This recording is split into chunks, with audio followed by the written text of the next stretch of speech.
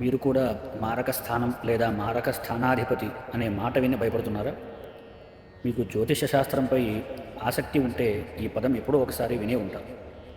ఈరోజు మనం అసలు మారక స్థానం అంటే ఏమిటి, ఆ మారక స్థానాధిపతి యొక్క దశ లేదా అంతర్దశ మిమ్మల్ని ఎలా ప్రభావితం చేస్తుందో తెలుసుకుందాం.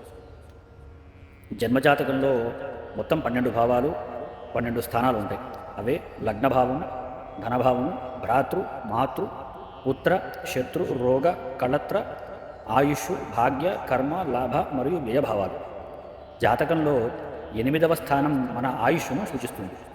8వ స్థానాన్ని మొదటి స్థానంగా తీసుకుంటే దానికి 12వ స్థానమైన సప్తమం అంటే 7వ భావం ఆయుష్కు వ్యయం 12వ స్థానం అవుతుంది. అదేవిధంగా 8కి 8వ స్థానం అంటే మూడవ భావం కూడా ఆయుష్ను సూచిస్తుంది. ఆ 3వ స్థానానికి 12వ భావం అయిన ద్వితీయం 2వ భావం 2వ స్థానం ఆయుష్కు మరో 12వ స్థానం వ్యయస్థానం అవుతుంది.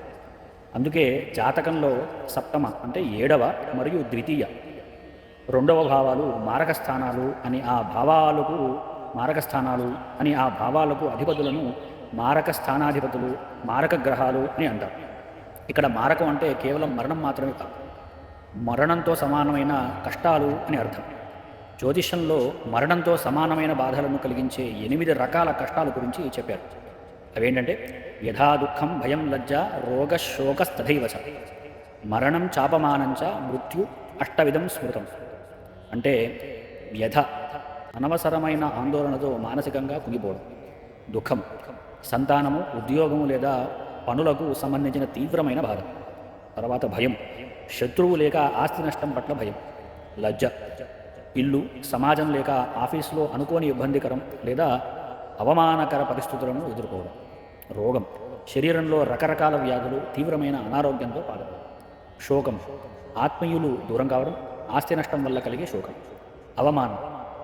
అవమానం పరిస్థితుల ప్రభావం వల్ల కుటుంబం, సమాజం లేదా ఆఫీసులో అవమానకరమైన వ్యవహారాలను ఎదుర్కోవడం.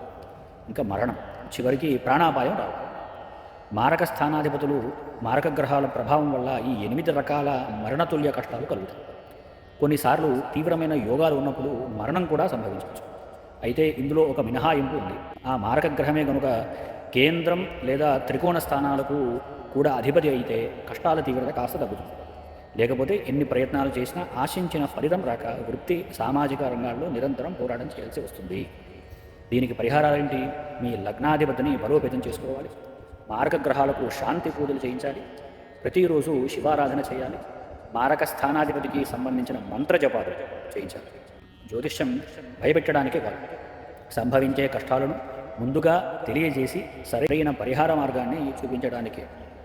ఈ వీడియో అందరికీ షేర్ చేయండి. హర హర మహాదేవ్.